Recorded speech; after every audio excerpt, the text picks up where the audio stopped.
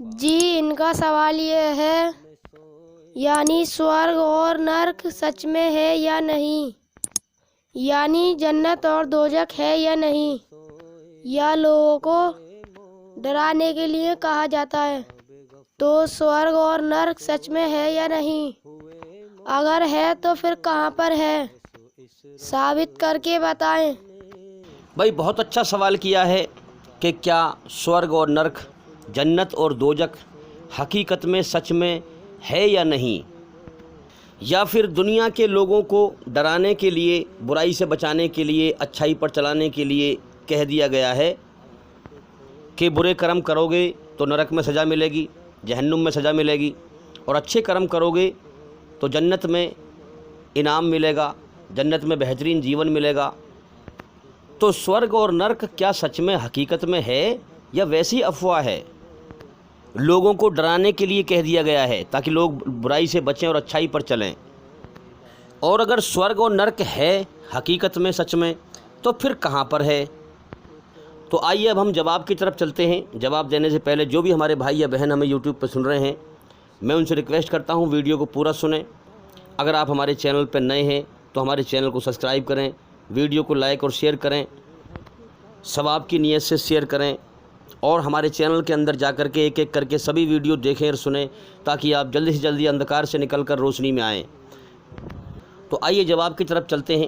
سب سے پہلے ہم یہ سمجھ لیں، اتنی بڑی کائنات چل رہی ہے، بنی ہے، اس کو بنایا گیا ہے، اور اتنی بڑی کائنات چل رہی ہے، چلانے والا اور بنانے والا دکھتا نہیں ہے، اور بڑے حساب سے وہ چلا رہا ہے۔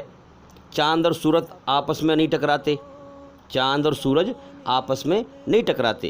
بارش بھی حساب سے برستی ہے، اتنی نہیں برستی کہ لوگوں کے گھر ڈوب جائیں، لوگ مر جائیں، پوری دنیا مر جائے۔ بھئی ایٹومیٹک سسٹم میں تو کچھ بھی ہو سکتا ہے نا، اس میں کبھی بھی فالٹ ہو سکتا ہے۔ جتنے لوگ دھرتی پر پیدا ہو کے آ رہے ہیں ان کو روزی بھرپیٹ مل رہی ہے، زمین میں سے قدرت اللہ تعالیٰ پیدا کر رہا ہے۔ ایٹومیٹک سسٹم میں کبھی تو فالٹ ہوتا۔ کبھی آپ نے سنا ہے کہ بھئی پورے گاؤں، پورے شہر بھوک سے مر گئے سب ایک ساتھ؟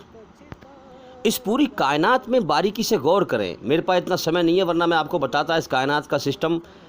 ہماری بہت ساری ویڈیو ہیں اس بارے میں، آپ ہماری ویڈیو اور سنیں تاکہ آپ سمجھ پائیں کہ اس کائنات کا سسٹم کیسے بنایا گیا ہے اور کیسے چلایا جا رہا ہے۔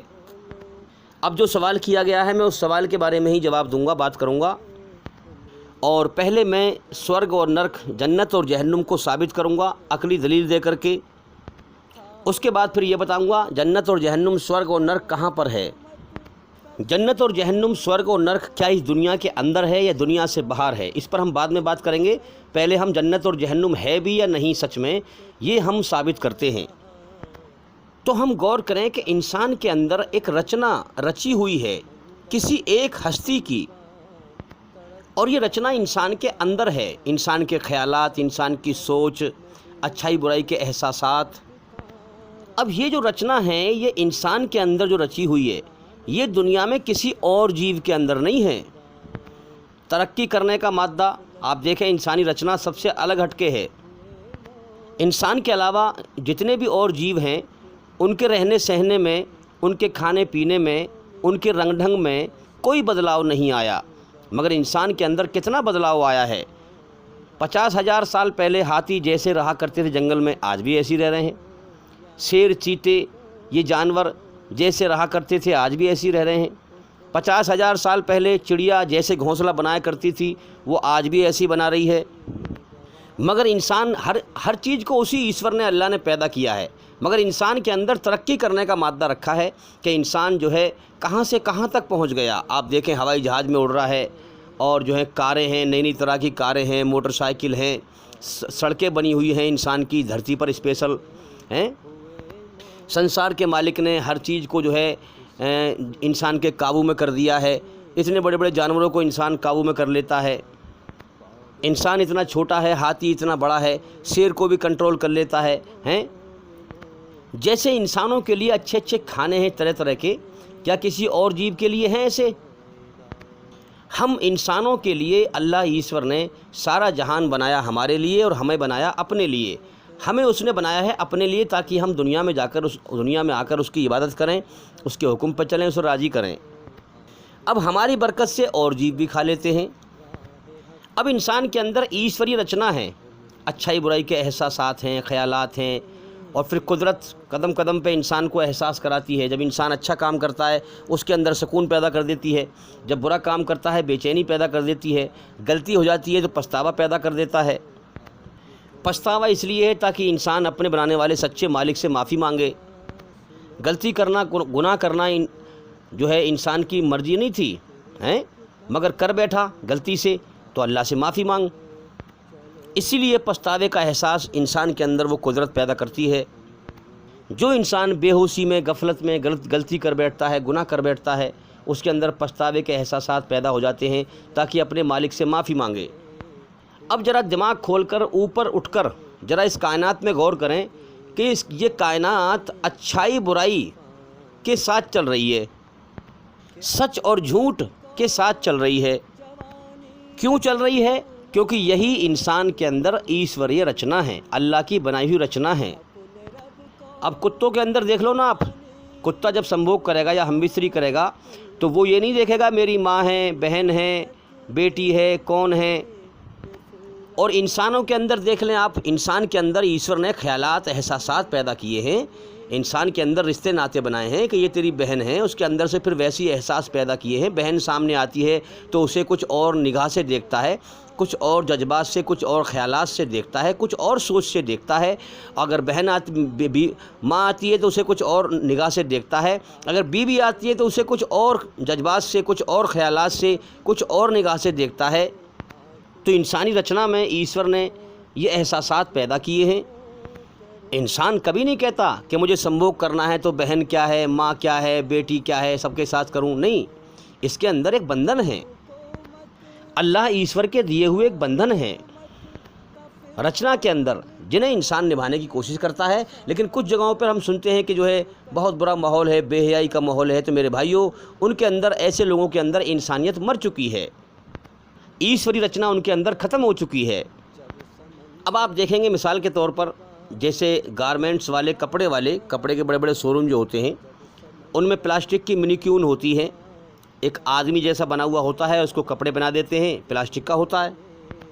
اب چھوٹا سا بچہ کہنے لگے کہ یہ آدمی ہے، تو اس سے ماں کہے گی کہ بیٹا یہ نقلی آدمی ہے، یہ قدرت کا بنایا ہوا آدمی نہیں ہے، یہ قدرتی انسان نہیں ہے، یعنی اللہ ایشور کا پیدا کیا ہوا نہیں ہے، یہ نقلی ہے، پلاسٹک کا بنا دیا ہے۔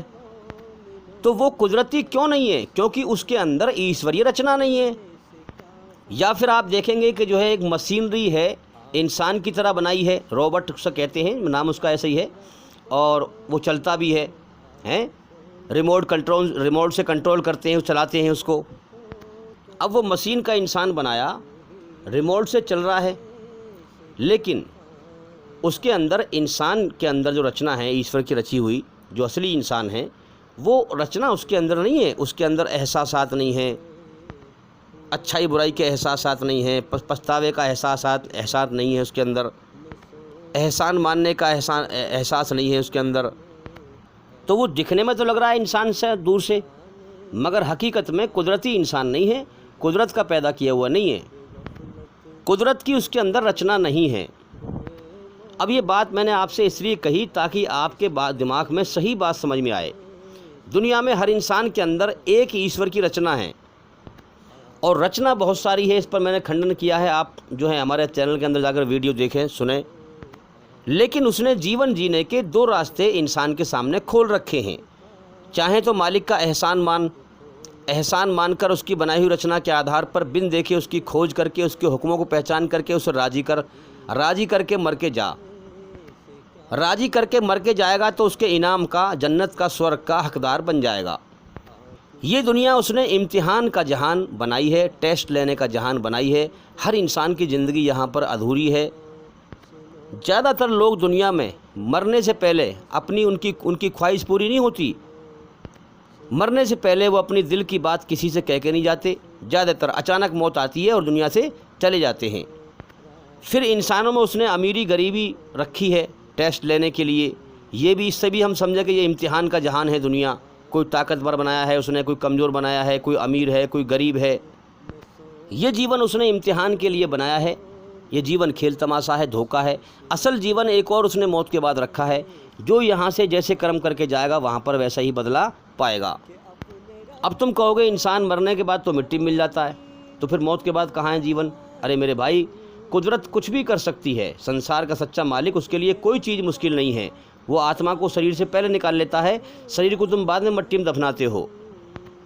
انسان کو غور کرنا چاہیے کہ بھئی میں خود پہ خود نہیں بنا ہوں، مجھے کسی نے ماں کے پیٹ میں بنایا ہے، میرے ماں باپ کو بھی بنایا ہے، پوری کائنات کو اس نے بنایا ہے، وہ اس کو چلا رہا ہے، میرے اندر اس کی رچنا ہے، اچھائی برائی کے احساسات ہیں، اس نے جیون کا مجھے سمے دیا ہے، میری جان بھی اس کے قبضے میں ہے، تو میں کم سے کم غور کروں کہ میرا ایک مالک ہے، میں دنیا میں بنا مالک کے آزاد نہیں ہوں۔ انسان غور کرے کہ میں کون ہوں، کہاں سے آیا ہوں، مجھے کس نے پیدا کیا ہے، کیوں پیدا کیا ہے، مالک کی کھوج کرے، بن دیکھے اس کی پہچان کرے، اس کا احسان مانے کہ اس نے جیون دیا ہے، اب ہر وقت کھلا رہا ہے، پلا رہا ہے، اس کا احسان مان کر اس سے محبت کرے، اس کی محبت میں اس کی کھوج کرے، اور پھر دل میں اس کی محبت پا لے۔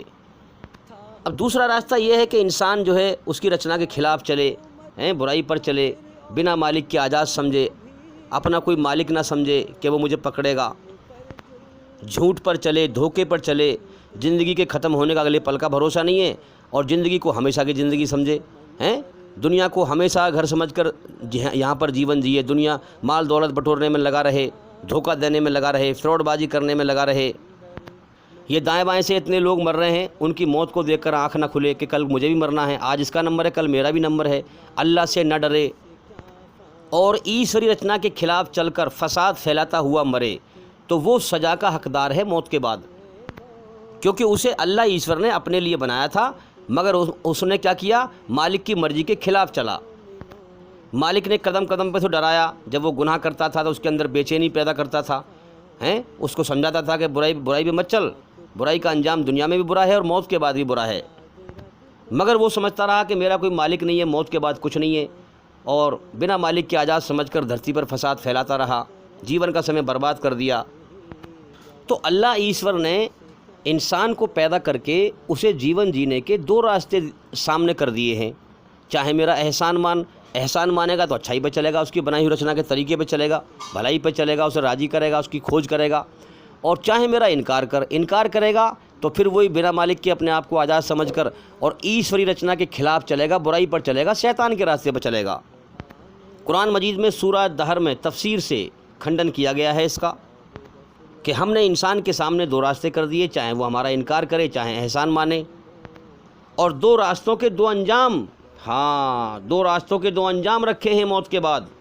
اچھائی کا انجام جنت ہے، برائی کا انجام جہنم ہے۔ تو میرے بھائیو، عقل سے ذرا غور کرو، سوچنے کی بات ہے کہ ایشوری رچنا کے آدھار پر دو راستے ہیں جیون جینے کے، اور دو راستوں کے دو انجام ہونے بھی چاہیے موت کے بعد کی زندگی میں۔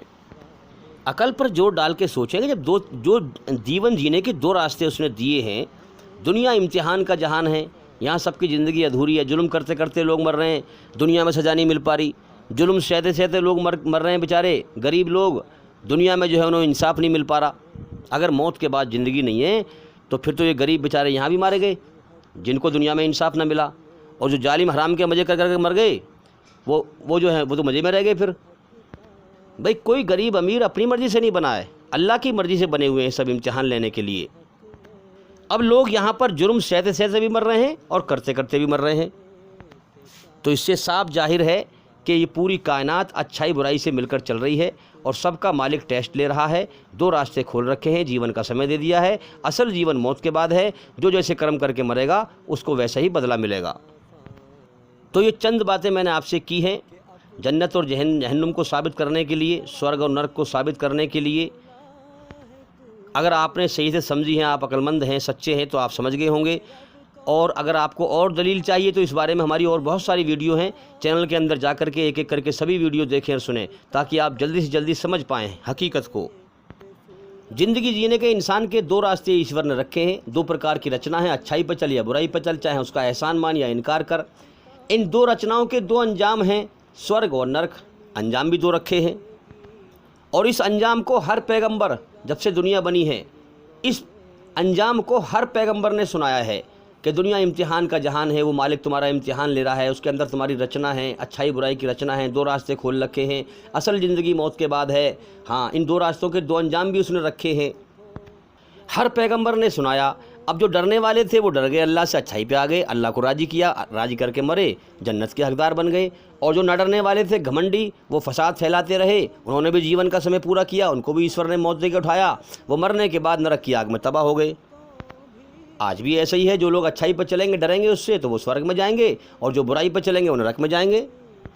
تو یاد رکھیں، ہم سب قدرت کے، اللہ تعالیٰ کے، ایشور کے پیدا کیے ہوئے انسان ہیں، ہمارے اندر اس کی رچنا ہے، دو راستے اس نے دیے ہیں، موت کے بعد دو راستوں کے دو انجام ہیں۔ جیسے کمپنی کی چیز پر، جیسے مان لیا کوئی نقلی انسان ہو، کارٹون ہو، تو وہ نقلی ہے، کمپنی کی چیز پر کمپنی کی پکی مہر لگی ہوئی ہوتی ہے، تو اسے پہچان لیتے ہیں بھئی کمپنی کی چیز ہے۔ اسی پرکار سے ہمارے اندر جو ہے قدرتی چیز، ہمارے اندر احساسات ہیں، رچنا ہے ایشور کی رچی ہوئی، اور یہ رچنا بیکار نہیں ہے۔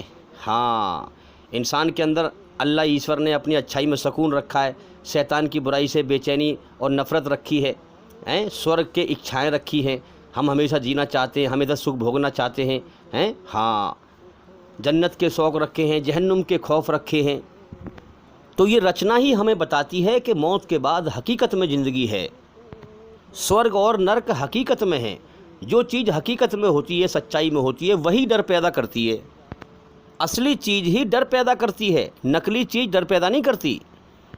تو سنسار کا سچا مالک حقیقت میں ہے، اسی لیے اس کا ڈر پیدا ہوتا ہے گناہ کرنے پر، اور انسان کو احساس ہوتا ہے کہ میں گناہ کیا ہے، میں نے، مجھے سزا ملنی چاہیے، پچھتاوے کا احساس ہوتا ہے۔ تو اسی لیے ہوتا ہے کہ موت کے بعد نرک ہے، اور اچھا کرم کرنے پر سکون پیدا ہوتا ہے۔ جس کے ساتھ بھلائی کی ہے آپ نے، سکون پیدا ہوتا ہے، چاہے وہ بھلائی کا بدلہ نہ دے، لیکن اس سے احساس ہوتا ہے کہ مجھے اس کا بدلہ دے گا مالک۔ اور جب کسی کمزور پر ظلم ہوتا ہے، کمزور کچھ کر نہیں سکتا ہے، تو وہ بھی آسمان کی طرف انگلی اٹھا کر کہتا ہے کہ وہ مالک فیصلہ کرے گا۔ لیکن ہم دیکھتے ہیں کہ فیصلہ دنیا میں نہیں ہو پاتا، کمزور بیچارے ظلم سہ کر مر جاتے ہیں، عدالتوں کے چکر کاٹ کے مر جاتے ہیں، مگر انہیں انصاف نہیں ملتا۔ تو میرے بھائیوں، اصل زندگی موت کے بعد ہے، انسان کی آتما خود گواہی دے رہی ہے۔ آپ اپنے اندر ایشوری رچنا میں ڈوب کر غور کریں، اپنے من میں ڈوب کر پا جا سراغ زندگی۔ تو یاد رکھیں، سورگ اور نرک، جنت اور جہنم حقیقت میں ہے، اصلی ہے، نقلی نہیں ہے۔ ایک بار کو آپ نقلی سانپ کو دور سے دیکھ کر ڈر سکتے ہیں، لیکن جب آپ کو معلوم پڑے گا کہ تو نقلی سانپ ہے تو آپ کا ڈر نکل جائے گا، لیکن اصلی سانپ سے واقعی میں ڈر پیدا ہوتا ہے۔ تو ایسا نہیں ہے کہ صاحب جو ہے ان لوگوں کو ڈرانے کے لیے، اچھائی پر چلانے کے لیے، برائی سے بچانے کے لیے جو ہے جنت اور جہنم کا نام لے دیا گیا ہے، ویسے ہی ایسا نہیں ہے۔ یہ حقیقت میں جس مالک نے ہماری رچنا رچی ہے، اسی رچنا کے آدھار پر آسمانی خبر ہے، یہ کسی انسان کی بنائی ہوئی خبر نہیں ہے۔ آسمان سے یہ خبر آئی ہے کہ سورگ اور نرک ہے، جو میری بنائی ہوئی رچنا کے آدھار پر جیون جیے گا، مجھے راضی کرے گا، وہ سورگ میں میرا انعام پائے گا، اور جو میری بنائی ہوئی رچنا کے خلاف چلے گا، فساد پھیلائے گا، برائی پہ چلے گا، شیطان کے راستے پہ چلے گا، وہ نرک میں سزا پائے گا۔ لیکن وہ موت کے بعد انسان کو سورگ نرک کا معاملہ موت کے بعد آئے گا۔ سورگ نرک موت کے بعد ہے۔ اب کچھ لوگ جو ہیں اگیان میں کہتے ہیں کہ بھئی دنیا ہی میں سورگ نرک ہے۔ ارے میرے بھائی، سورگ کا مطلب کیا ہے جانتے ہو؟ جس میں ایک کण کے برابر بھی دکھ دینے والی چیز نہ ہو، یہ ہے مطلب سورگ کا۔ اور نرک کا مطلب کیا ہے؟ جس میں ایک کण کے برابر بھی سکھ دینے والی چیز نہ ہو۔ یہ دنیا سکھ دکھ سے بنی ہے، کیونکہ امتحان کا جہان ہے، وہ مالک امتحان لے رہا ہے۔ اب آئیے بات کرتے ہیں کہ جنت اور جہنم، سورگ اور نرک کہاں پر ہے؟ تو دیکھیے، قرآن مجید میں کہا گیا ہے کہ جو اللہ کا انکار کرنے والے ہیں، ان کے لیے آسمان کے دروازے نہیں کھولے جائیں گے۔ تو یاد رکھیں، قرآن حدیث کی روشنی میں جنت، سورگ 7ویں آسمان کے اوپر ہے، اور اللہ کے عرش کے نیچے ہے، سنگھاسن کے نیچے ہے۔ اللہ تعالیٰ نے 7 زمین اور 7 آسمان بنائے ہیں۔ تو جس زمین پر ہم ہیں، اس زمین کے نیچے 6 زمین اور ہیں، اور 7ویں زمین کے نیچے جہنم ہے۔ تو جنت اور جہنم، سورگ اور نرک، اس دنیا سے باہر ہیں، اس دنیا کے اندر نہیں ہیں۔ اب 7ویں آسمان کے اوپر اور 7ویں زمین کے نیچے انسان کی عقل نہیں پہنچ سکتی ہے، انسان کی عقل وہاں تک سفر نہیں کر سکتی ہے۔ جب ہم مر کے جائیں گے تو دیکھیں گے۔ تو میرے بھائیوں، جو لوگ اللہ کو راضی کر لیتے ہیں، ان کے شریر سے آتما فرشتے اور حساب سے نکالتے ہیں اور گنہگار کی روح آتما اور حساب سے نکالتے ہیں۔ جب فرشتے، اللہ کے بھیجے ہوئے فرشتے، گنہگار انسان کی جان بے قدری سے نکالتے ہیں، کیونکہ وہ جھوٹ پہ چل رہا تھا، دھوکے پہ چل رہا تھا، برائی پہ چل رہا تھا، زندگی کا اگلے پل کا بھروسہ نہیں تھا ختم ہونے کا، وہ زندگی کو ہمیشہ کا جیون سمجھ کے جی رہا تھا، دنیا کو ہمیشہ کا گھر سمجھے ہوا تھا، دنیا سے کبھی جانے کی سوچی نہیں، دوسروں کی موت پہ سبق حاصل کیا ہی نہیں۔ اچانک اس کے جیون کا سمے پورا ہو گیا اور فرشتے آ گئے۔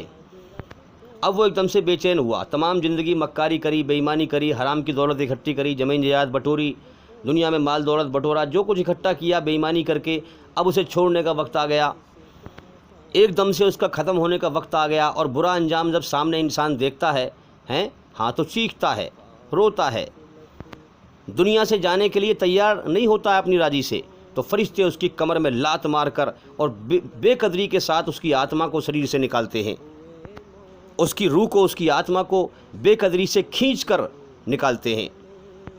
تو پھر وہ چیختا ہے کہ مجھے دوبارہ دنیا میں بھیج دو، کہ اب میں ایشوری رچنا کے آدھار پر ٹھیک ٹھیک مسلمان بن کر چلوں گا، اچھائی پر چلوں گا، سچائی پر چلوں گا۔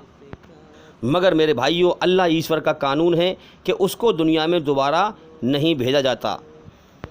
تو انسان کو چاہیے کہ اگیان سے باہر نکل، صحیح گیان کو سمجھ، غفلت سے باہر نکل، دھوکے سے باہر نکل۔ اے انسان، تیری اگیانی، جاہل ہونے کی نشانی، اگیانی لوگوں کے پاس، جاہل لوگوں کے پاس بیٹھنا ہی تو ہے، کہ تو جاہل لوگوں کے پاس بیٹھتا ہے، اگیانیوں کے پاس بیٹھتا ہے، تو یہ بھی تیری اگیانی ہونے کی نشانی ہے، جاہل ہونے کی نشانی ہے۔ اس لیے گیانی لوگوں کے پاس بیٹھیں جو ایشور کا سچا گیان رکھتے ہیں، جن کے دل میں اللہ ایشور کی محبت ہے۔ تو تیری غفلت کی نشانی غافلوں کے پاس بیٹھنا ہی تو ہے۔ تو میرے بھائیوں، اس دنیا کے دھوکے سے باہر نکلو، دنیا میں دل نہ لگاؤ، مالک دنیا کبھی بھی چھڑوا دے گا۔ یہ اللہ کی ایک ہی دھرتی ہے، یاد رکھیں، یہ سنسار کے سچے مالک اللہ تعالیٰ کی ایک ہی دھرتی ہے، اس پر الگ الگ گاؤں اور شہر بسے پڑے ہیں، یہاں کی یاد دل سے نکال دو، اللہ کی یاد دل میں بساؤ۔ آج ہم دیکھ رہے ہیں کہ لوگوں نے الگ الگ گاؤں سے، الگ الگ شہروں سے، جنگلوں سے دل لگا رکھا ہے کہ میرا فلاں جگہ بڑا دل لگتا ہے بھائی، اور انسان دھوکے میں مال دولت کی دوڑ لگاتا ہے، جس کے پاس مال ہے چاہے حرام کا ہی کیوں نہ ہو، اس کی عزت کرتا ہے۔ میرے بھائی، دنیا کی زندگی کھیل تماشا ہے، اصل جیون موت کے بعد ہے۔ اللہ تعالیٰ اور محمد صلی اللہ علیہ وسلم کی محبت فقر و فاقہ، غریبی سے ملی جلی ہے۔ جو انسان جتنا غریبی میں رہے گا، دکھ اٹھائے گا، اتنا ہی اللہ کی طرف دھیان لگائے گا، جتنا مال دولت ہوگا اتنا ہی اللہ سے غافل ہوگا، موت سے غافل ہوگا۔ آج لوگ جھوٹے گیان کے پیچھے بھاگ رہے ہیں، جھوٹے گیان پہ چل رہے ہیں۔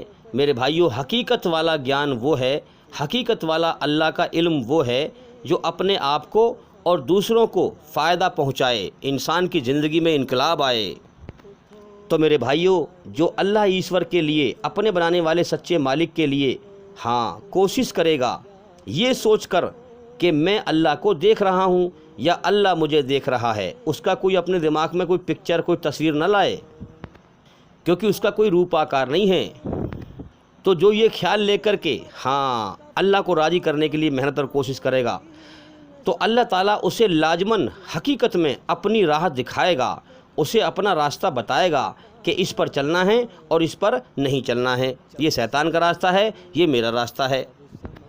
تو میرے بھائیوں، سنسار کے سچے مالک کے سچے دھارمک راستے کو پہچانو۔ ایک بھائی مجھ سے کہہ رہا تھا کہ جب ڈاکٹر ذاکر نائک صاحب کے ذریعے سے اسلام کی دعوت دی گئی، اسلام کو پھیلایا سنسار کے سچے مالک نے، اور کفر میں اللہ کے انکاری جو ایشوری رچنا کے خلاف چلنے والے ہیں، شیطانی دھرم پر چلنے والوں میں ہلچل مچ گئی۔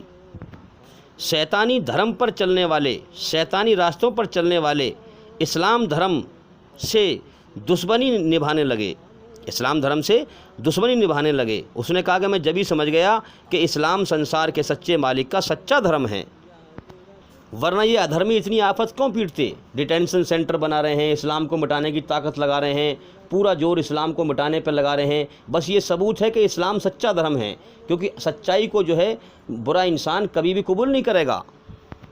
اور وہ سچائی کا دشمن بن جائے گا۔ اسی لیے ہم سمجھیں بات کو، یہ بھی دلیل ہے موت کے بعد جنت اور جہنم کے ہونے کی، کہ جو سچا ہے وہ سورگ میں جائے گا، جو جھوٹا ہے وہ نرک میں جائے گا۔ تو میرے بھائیوں، اسلام سچائی سے پھیلتا ہے، اچھائی سے پھیلتا ہے۔ اسلام کے لیے قربان ہونا سیکھو۔ اسلام زندہ ہوتا ہے، اسلام دھرم زندہ ہوتا ہے ہر کربلا کے بعد۔ جو اللہ کی حکومت کو قائم کرنے کے لیے قربانی دیں، اللہ کی دھرتی پہ سے ظلم کو مٹانے کے لیے اللہ کے لیے اپنی جان قربان کر دیں۔ آج ہم دیکھ رہے ہیں کہ ادھرمیوں کی آستھا کیا ہے، کہ خدا نے خود اس کائنات کا روپ دھارن کر لیا ہے۔ اب وہ سنسار کی ہر چیز کی پوجا کر رہے ہیں، سنسار کے بنانے والے مالک کو بھول گئے۔ گائے کی پوجا، دیش کی پوجا، دیش بھکتی، گائے ماتا ہیں، یعنی کیا کیا چیزوں کی پوجا کرتے ہیں، اور جس نے ہر چیز کو بنایا ہے اس کی پوجا نہیں کرتے۔ تو ظاہر سی بات ہے کہ یہ اس مالک کے انکاری ہیں، ہر دھرمی اپنائے ہوئے ہیں، اس کی رچنا کے خلاف چل کر فساد پھیلا رہے ہیں پھر دھرتی پر۔ اب سنسار کا سچا مالک اللہ تعالیٰ ایشور خدا کہتا ہے کہ میری بنائی ہوئی چیزوں میں میرے ہونے کی نشانی تم ڈھونڈ سکتے ہو کہ میں ہوں۔ میری نشانی ہر چیز کے اندر ہے، ہر چیز میری کاریگری کا پتہ دے رہی ہے، میری نشانی ہر چیز کے اندر موجود ہے۔ تو میرے موجود ہونے کی نشانی تم ڈھونڈ سکتے ہو کہ میں اس کائنات کا مالک ہوں، اس کو چلا رہا ہوں۔ تو میری پیدا کی ہوئی چیزوں سے تم میری پہچان کر سکتے ہو کہ میں ہوں اس کائنات کا مالک۔ لیکن یہ نہیں ہوگا کہ میں ان چیزوں کے اندر ہوں، کہ تم سوچو پتھر میں خدا ہے، پیڑ میں خدا ہے، کیونکہ میں موت سے پوتر ہوں اور اپنی پیدا کی ہوئی چیزوں کو موت دیتا ہوں۔ علی کل شیء قدیر، ہر چیز پر میرا قبضہ، طاقت اور کنٹرول ہے، اور ہر چیز کو ہر سمے دیکھتا ہوں۔ میں لافانی ہوں، کبھی نہ مٹنے والا، اور باقی میری پیدا کی ہوئی ہر چیز فانی ہے، اس کو میں نے پیدا کیا ہے، میں اس کو مٹاؤں گا بھی۔ ہر چیز فانی ہے، مرنے مٹنے والی۔ تو جو چیز مرنے مٹنے والی ہے میری پیدا کی ہوئی چیز ہے، میں اس کے اندر نہیں ہوں، میں اس سے باہر ہوں۔ اسی لیے ہم کہتے ہیں کہ زمین و آسمان کے بیچ وقت ہے، اور اللہ ایشور کائنات کا سچا مالک وقت سے باہر ہے، مگر ہر چیز کو ہر سمے دیکھتا ہے، ہر چیز پر اس کی طاقت اور کنٹرول اور قبضہ ہے۔ تو ہم دنیا میں دیکھتے ہیں کہ بہت سے لوگ اپنے خدا ہونے کا دعویٰ کرتے ہیں، اور کیا دیکھتے ہیں پھر کچھ سالوں کے بعد پھر وہ خود ہی مر جاتے ہیں۔ تو اس کا مطلب کیا ہوا کہ خدا نے خود اپنے آپ کو مار دیا؟ اب وہ اندر کی پاگل پنتی کی بات پیش کرتے ہیں، ارے کہ تم نہیں سمجھو گے ان باتوں کو، فلانا ڈھماکا کہ ایشور اوتار لے کے آیا۔ سیدھی بات یہ ہے کہ جو ڈھونگی جو اپنے آپ کو خدا کہہ رہا تھا، اس کو جس خدا نے موت دے کے اٹھایا وہ ہے اصل خدا، وہ ڈھونگی تھا۔ اب وہ بچوں کی طرح بحث کرتے ہیں، بھئی چلو بھئی ہمارا خدا مر گیا، تو پھر تمہارا خدا کہاں ہے؟ ہم کہتے ہیں ہمارا خدا وہ ہے جو اس کائنات کو چلا رہا ہے، وہ موجود ہے، قائم اور دائم ہے، زندہ ہے، جبھی تو کائنات سنبھال رکھی ہے اس نے، جبھی تو وہ چلا رہا ہے اس کو، لاکھوں انسانوں کو زندگی دے رہا ہے، موت دے رہا ہے، دن نکال رہا ہے، رات کر رہا ہے، ہوا چلا رہا ہے، زمین میں سے روزی پیدا کر رہا ہے، مگر ہم اسے ان سر کی آنکھوں سے دیکھ نہیں سکتے، کیونکہ وہ ہمارا امتحان لے رہا ہے۔ اس نے سنسار بنایا ہی اس لیے ہے تاکہ میں بن دیکھے پہچانا جاؤں، تاکہ لوگ مجھ سے بن دیکھے میری پہچان کریں، بن دیکھے مجھ سے ڈریں، بن دیکھے میرے حکم پر چلیں۔ یہی تو صحیح ٹیسٹ ہے، یہی تو امتحان کا بہترین ذریعہ ہے لوگوں کو چھانٹنے کے لیے۔ اگر سنسار کا سچا مالک خدا ایشور اللہ دکھائی دے جائے تو پھر کون غلط کرم کر رہا ہے بھائی؟ اگر جہنم کو وہ دکھا دے، جنت کو دکھا دے، پھر کون برے کرم کر رہا ہے دنیا میں؟ امتحان تو کسی چیز کو چھپا کر ہی صحیح لیا جاتا ہے۔ تو میرے بھائیوں یاد رکھیں، دو ہی راستے ہیں جیون جینے کے، ایماندار بن جا یا بے ایمان بن جا۔ ان دو راستوں کے دو انجام ہیں، ایمانداری کا انجام سورگ ہے اور بے ایمانی کا انجام نرک ہے۔ جو انسان اپنے مالک کی کھوج کرے گا، اس سے ڈرے گا، اپنے جیون کا مقصد جاننے کی کوشش کرے گا، اللہ ایشور اس کو روشنی دکھا دے گا، اس کو ایمان کا نور عطا فرما دے گا۔ یاد رکھیں، ایماندار انسان اس دنیا سے سچائی کے ہوش میں آ کر اللہ سے ایمانداری کا نور پا کر مر کر اس دنیا سے جائیں گے اور جا رہے ہیں لوگ، اور بے ایمان بے ہوشی میں مر جاتا ہے۔ اور یاد رکھیں، آج کتنے ڈھونگی ہیں جو ایشور کے نام پہ بھٹکا رہے ہیں، دھندا کر رکھا ہے دھرم کا۔ یاد رکھیں، جو برائی کے راستے پر ناپاک یقین پر ہوگا، یعنی ایشور کی طرف سے ناپاک، اپوتر، گندی اس کی آستھا ہوگی، ان لوگوں کی باتیں تمہیں صحیح سے سمجھ میں بھی نہیں آئیں گی۔ وہ کبھی کچھ کہیں گے، کبھی کچھ کہیں گے، ٹیڑھی میڑھی بات کریں گے، سیدھی راہ نہیں ملے گی آپ کو۔ क्योंकि संसार के सच्चे मालिक अल्लाह ईश्वर पर पाक यकीन, पवित्र यकीन एक ही है, और शैतानी, नापाक, अपवित्र, गंदे यकीन बहुत सारे हैं। तो भाई अल्लाह ताला अपना रहम व करम करे। मैं तो सभी के लिए हिदायत की दुआ करता हूँ कि अल्लाह ताला अपना सच्चा रास्ता दिखाए, रहम और करम अता फरमाए। रहम और करम में ये फ़र्क है कि जो तलब पर मिल जाए, यानी जो मांगने से मिले, तलब जिसकी तलब हो, इंसान मांगे अल्लाह से, ईश्वर से प्रार्थना में उसकी प्यास हो, तलब हो, हैं, हाँ, जो तलब पर मिल जाए वो रहम है, और जो बिना तलब के मिल जाए वो करम है अल्लाह का। जो अल्लाह ताला बिना मांगे अता कर दे वो करम है। लेकिन याद रखें, जो लोग जालिम हैं, धरती पर फसाद फैलाते हैं, जानते बूझते, हाँ, बेईमान हैं, फिर वो सच्चाई को जानने के बाद भी नहीं मानते, अल्लाह की लानत उन पे ऐसी बरसती है कि सच्चाई को जान भी लेते हैं वो, लेकिन नहीं मानते। जैसे मुर्गा और मुर्गी के पर होते हैं मगर उड़ नहीं पाते, तो मुर्गे और मुर्गी के पर होते हैं, पर होने के बाद भी नहीं उड़ते। इसी तरह से बेईमान मक्कार सच्चाई को जान लेते हैं कि सच यही है, फिर भी नहीं मानते। भाई जैसे और परिंदों के पर हैं, कौवा है और बहुत सारे परिंदे जैसे आसमान में उड़ते हैं, वो इस तरह से मुर्गे और मुर्गी नहीं उड़ते, हालांकि पर भी होते हैं उनके।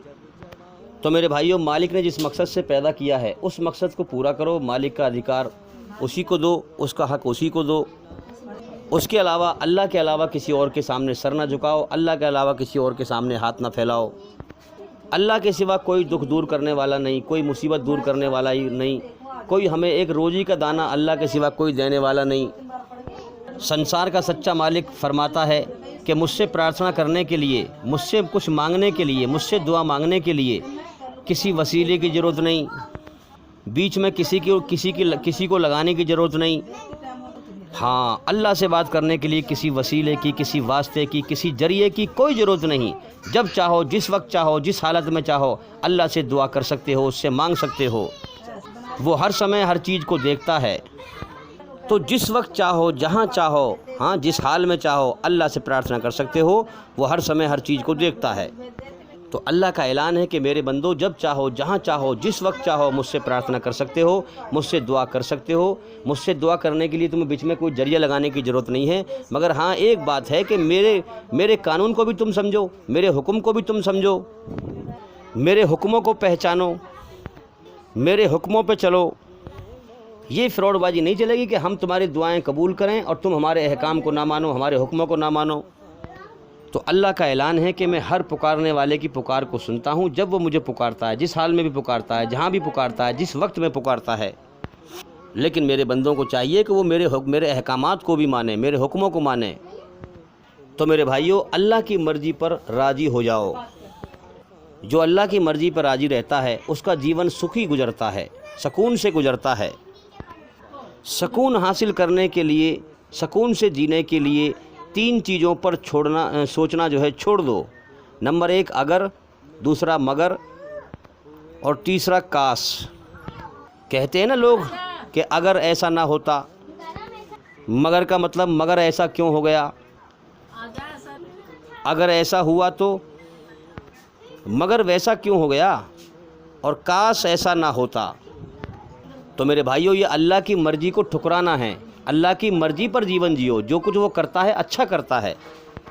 जो इंसान अपने मन की सोच और ख्यालात में ये समझता है कि अल्लाह ईश्वर जो करता है वो अच्छा ही करता है, उसका बेहतरीन ईमान है। तो मेरे भाइयों, अल्लाह ताला जिस हाल में रखे उस हाल में राज़ी रहें। आप भले ही अपनी ज़िंदगी से तंग हों, धोखे में, मगर बहुत सारे लोग ऐसे हैं जो आपके जैसी ज़िंदगी जीना पसंद करते हैं और चाहते हैं। कितने गरीब हैं, कमज़ोर हैं आपसे ज़्यादा, जो चाहते हैं कि मेरी ज़िंदगी ऐसी बन जाए। तो जिस हाल में अल्लाह ने जिस हाल में जिसको रखा है, कोई भी इंसान अपनी मर्ज़ी से नहीं है, अल्लाह ने उसको उस हाल में रखा है। तो अल्लाह की मर्ज़ी पर राज़ी रहना चाहिए। 4 चीज़ें हमेशा याद रखो अपने बनाने वाले सच्चे मालिक को, अल्लाह को, मौत को, और एहसान को, और नसीहत को। कोई नसीहत करे उसकी बात सुनो, अच्छी बात को समझो। आप अपने से किसी बेहतर को देखकर उससे जल कर बदतमीजी करें तो बदतमीजी करने से आप अपनी इज्जत भी घटाएंगे और सामने वाले को भी जलील करेंगे और अपने आप को भी बेचैन करेंगे। तो मेरे भाइयों, अल्लाह की धरती पर फसाद ना फैलाएं और 3 काम करने से दुश्मन को भी दोस्त बनाएं। سب سے پہلے جب بھی اس سے ملاقات ہو تو سلام میں پہل کریں، اس سے پہلے سلام کریں، اور کسی مجلس میں اس کو عزت دیں، کہیں 10-5 لوگ بیٹھے ہوئے ہوں تو اس کو عزت دیں اور اس کو اسی نام سے پکاریں جو نام اس کو پسند ہو۔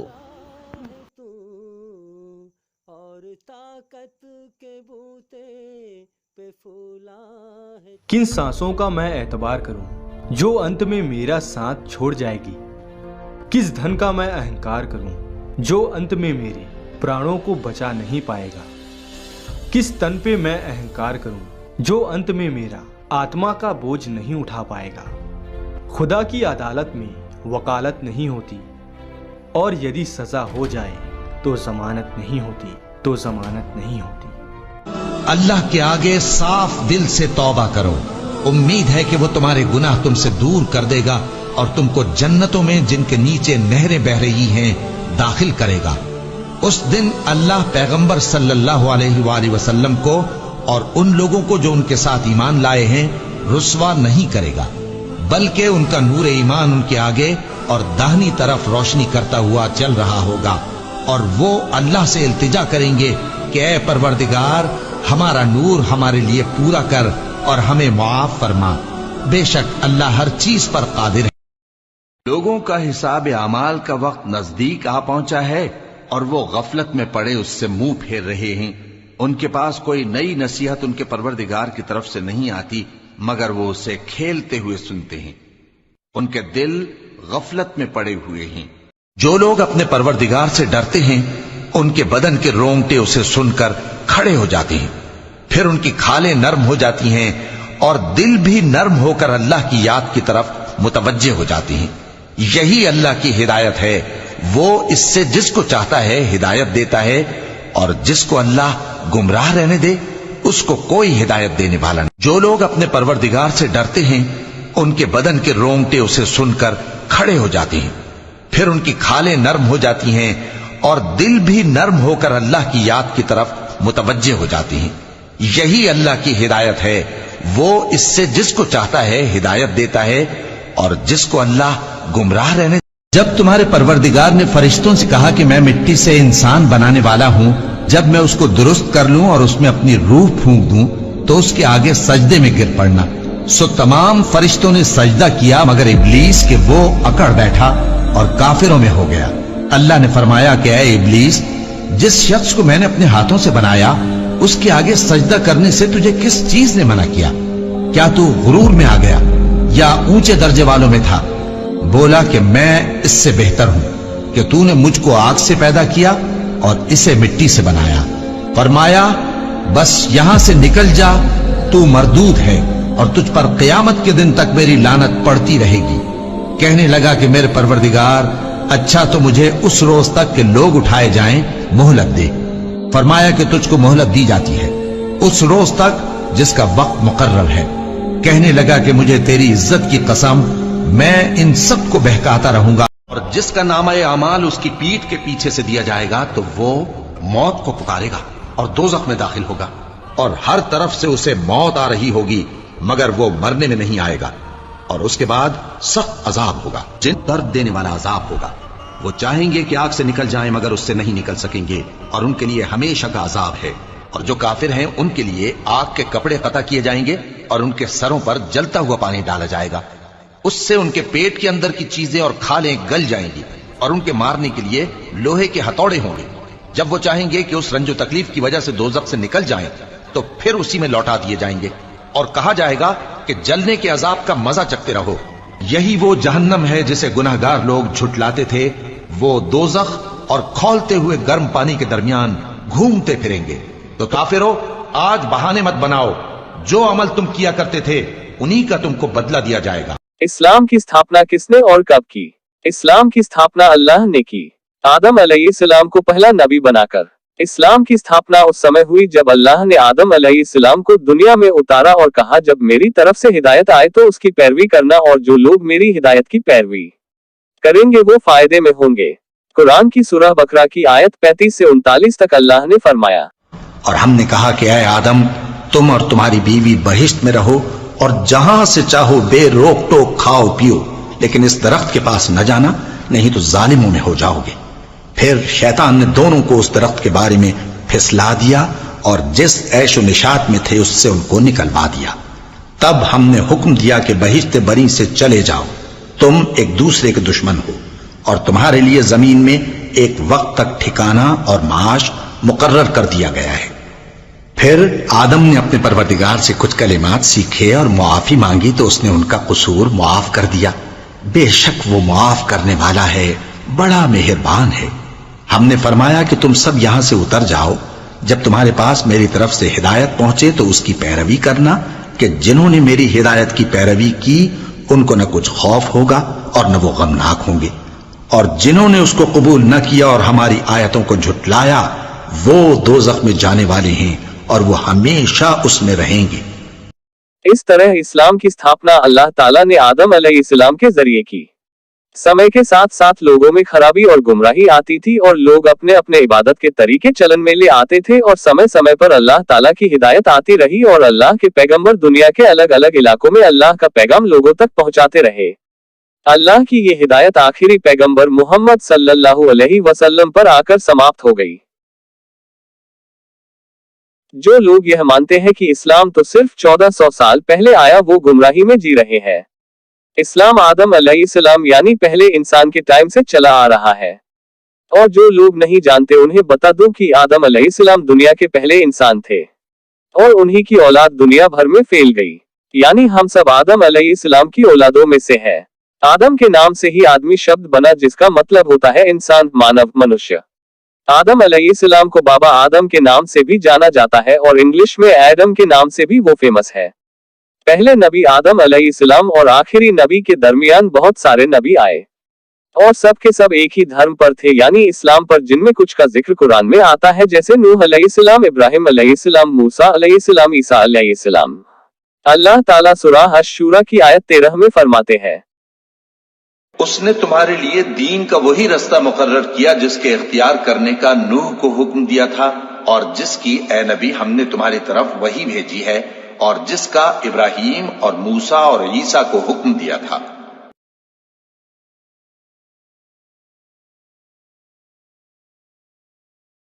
अब आपको यह पता चल गया होगा कि इस्लाम 1400 साल पहले नहीं आया और न ही मोहम्मद सल्लल्लाहु अलैहि वसल्लम इस्लाम के संस्थापक है। मोहम्मद सल्लल्लाहु अलैहि वसल्लम इस्लाम के आखिरी पैगंबर थे, न कि संस्थापक, और इस्लाम 1400 साल से भी ज्यादा पुराना धर्म है। इस वीडियो को और वीडियो में दी गई जानकारी को ज्यादा से ज्यादा लोगों तक पहुंचाएं ताकि जो लोग इस्लाम के खिलाफ झूठी बातें फैला रहे हैं उन पर लगाम लग सके।